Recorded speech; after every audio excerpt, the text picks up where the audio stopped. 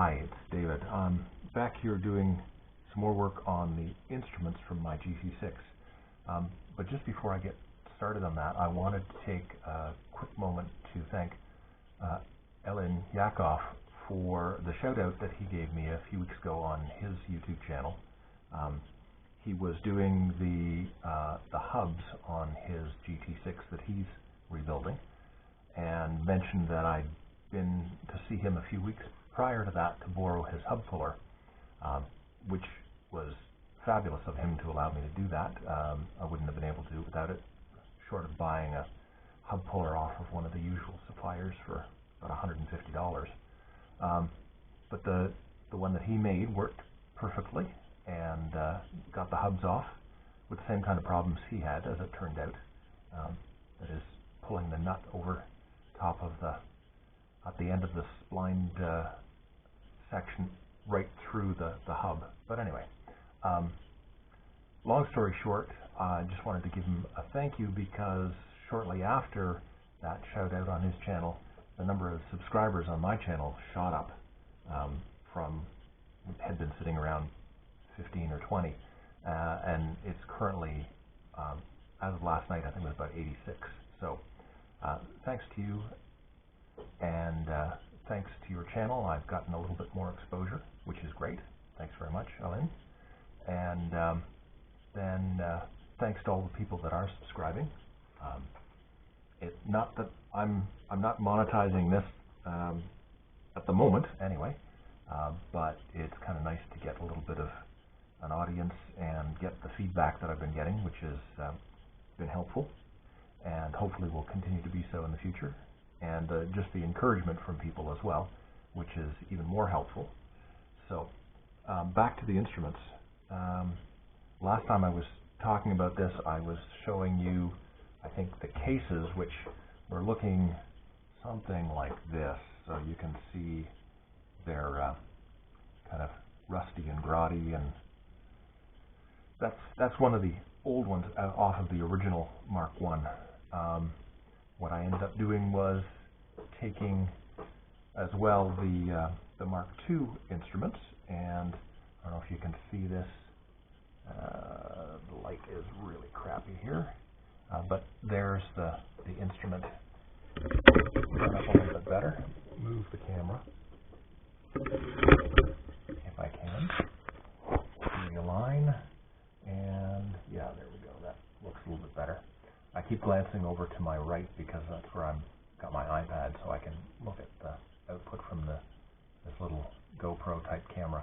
Anyway, so the nice thing is that I was able to clean up the cases, gave them a coat of paint. Not the world's best paint job. I'm only about 70% satisfied with that. But paint on the inside as well to make them a little bit brighter, hopefully, once the lighting is updated. And cleaned up the faces. There's a great website for doing that, and I'll see if I can find a link for it. Somebody with, I believe it was a TR6, that did a full teardown and clean up. As well as Ed, who contacted me, one of my newer subscribers, and he gave me a link to his TR6 rebuild as well. And wow, if you haven't seen that, I'll post a link to that as well. It's the amount of detail that he's got in his blog is great. Anyway, so these have been cleaned up. The faces of these have been cleaned up with pledge on little swabs that I made. Cleaned up very nicely. And so I'm just now waiting for the gaskets, the replacement gaskets. This is kind of the shape of the gaskets that you can see here. This is what they look like. See if I can improve the light a little bit more. There we go. Yeah. So those gaskets definitely need replacing. Little trim rings as well. Those are ready to go back in. I gave those a nice light coat of black paint to update them a bit. So those will fit nicely in there. And then the glass cleaned up very nicely.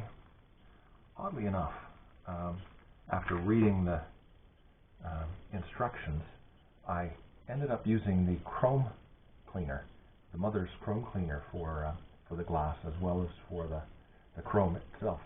So new gaskets will put on those. Those are nice and clean. And then where did my nice shiny chrome bezels, where did you go? I really have to clean up my workspace. I know they're around here somewhere. Hold on. Quick pause.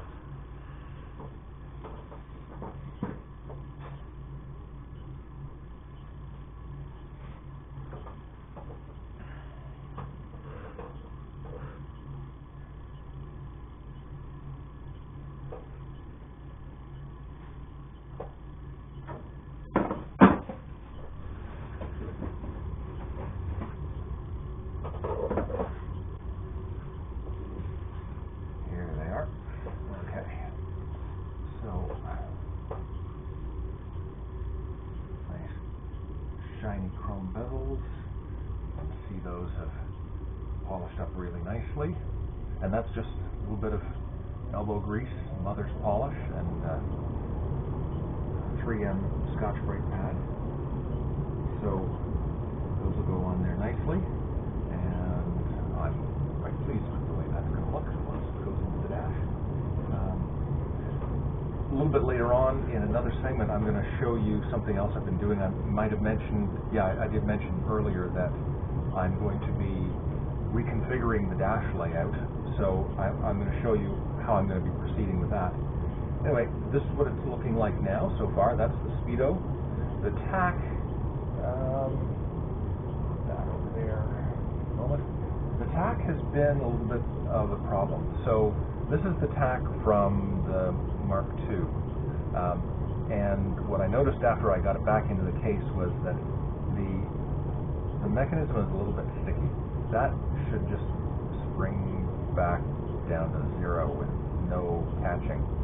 So, for example, here's the mechanism from my Mark I tack, and that, as you can see, just springs right back down to the 0 point. Take that out again. A couple of times I've had it out, and I'm starting to worry a little bit about the rubber gasket at the back. You can just make out the rubber gasket around the base of the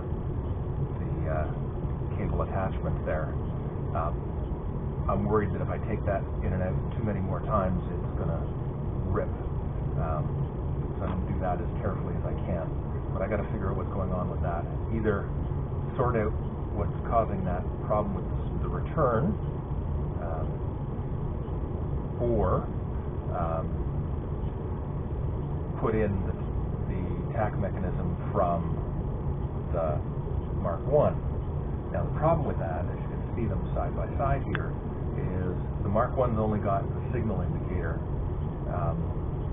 The Mark II has got both the signal indicator and the demist indicator. Not the end of the world if I don't have both of those indicators.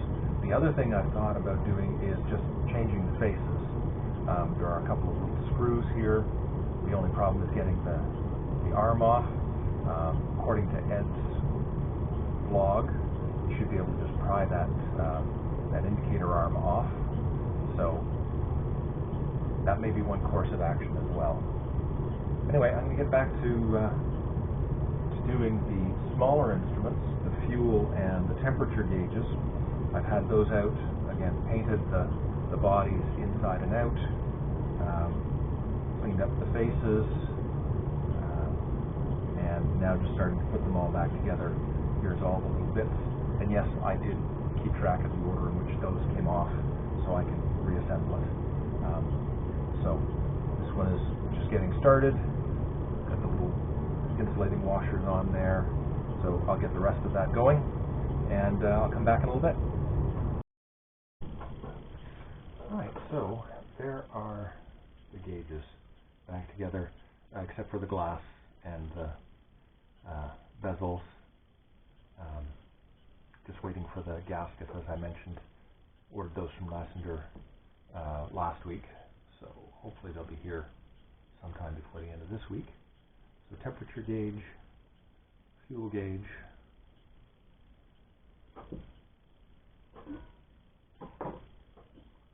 rev counter, yet to be sorted. So I've got to figure this thing out. So we'll take that apart again later. And speedo. I went with this one. This is actually again from the Mark II. Went with this one because the one from the Mark I here, not too bad a condition, but I don't know how well you can see it. Just around the edge here, you can see there's a little bit of wear, as if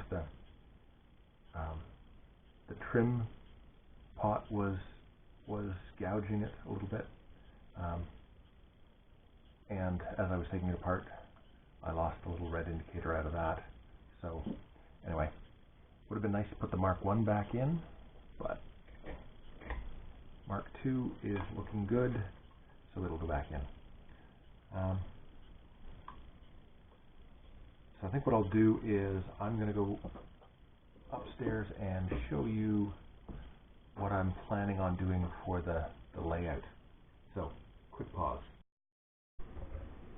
Alright, this may go into a separate posting, so I don't know if it's going to attach to the previous one or not. But again, this is a more follow-up about how I'm redoing my dash. So the previous segment had some details about how I was rebuilding the gauges. And I'm going to, if I haven't already done so, I'll post a link to that site where I got a lot of the background for that.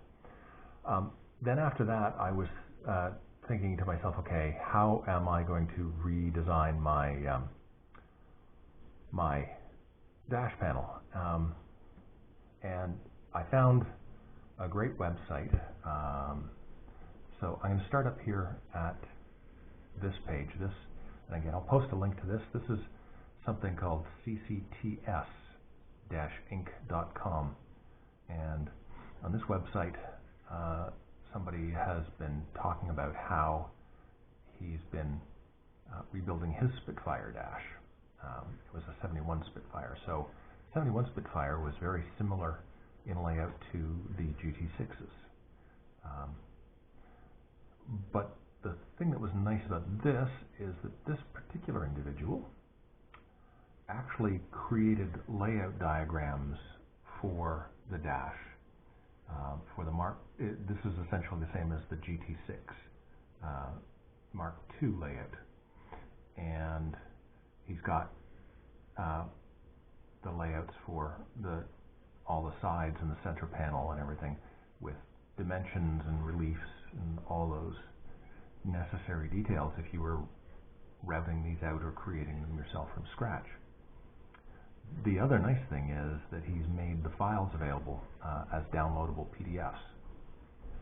So I took advantage of using those PDF files and downloaded those and imported them into Adobe Illustrator.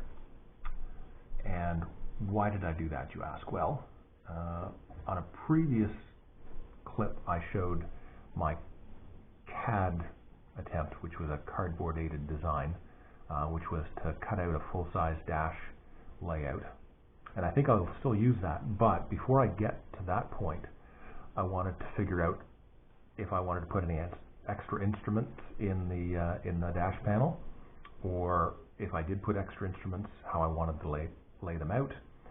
So what I did is I created a full-size mock-up of what the dash would be. Now, in order to do this, I took pictures of my instruments. So, for example, this is a photo of my rev counter. Let's see if I can get a little bit closer. And using Photoshop, I then created a mask for that so that the back is transparent. So now I can take this particular image and go into Illustrator and move it around at my heart's desire. So, put that back where it was. And the nice thing is that I now can do that with any of the instruments. So for example, there's a picture here of my fuel gauge, picture of my temperature gauge, and then I went online and found Smith Instruments images for additional gauges I might be interested in. Here, for example, is an oil pressure gauge. Here's an amperage, an ammeter. And then I took pictures, because I couldn't find anything online, of the other instrument panel items. So all my switches, wiper controls, heater controls, that sort of thing. Did the same thing, created masks of those. So now I can take any of these images and move it around wherever I want. So I'm going to use this to play with dash layouts. So for example, this control right here, which is the wiper control, normally, oops, didn't want to do that, Command Z. Normally that wiper control sits over here. But if I'm going to get 4 instruments on the center console, I think that looks a little bit crowded to me, so I could take this wiper control and put it over here, and then possibly take the ignition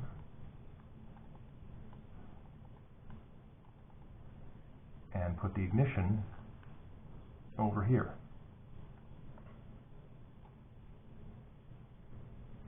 Anyway, so that's the sort of thing I'm going to do. Now, one of the things, as I'm sure if you're watching this, you're shouting out, yes, but remember there's cutouts behind you in the metal support panel in the dash that you can't just put instruments wherever you want. Yes, I'm aware of that. So some of that is captured in this template that I downloaded. Some of it I'll have to get off of photos, reference photos that I have of my own dash. But yes, I've got that in mind, so don't worry, I won't put an instrument where it can't go. Anyway, I thought that was a not too bad a way to approach redesigning this. I can get a visualization of what it's going to look like. After this, then I can take the next step, which is to cut out a cardboard template and, you know, visualize it in real life, see if that is going to be satisfactory, and this way I don't have to cut up all sorts of pieces of wood. And if anybody's interested in these, just drop me a line and I can make this stuff available someplace. Some of these, because they're image files and Adobe Photoshop has touched them, then some of them are a little large. I might be able to reduce the file sizes a bit, but if you're interested, let me know and I'd be happy to share these.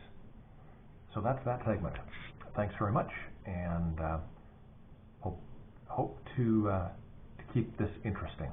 If you've got any comments, please do let me know. I'm happy to hear them.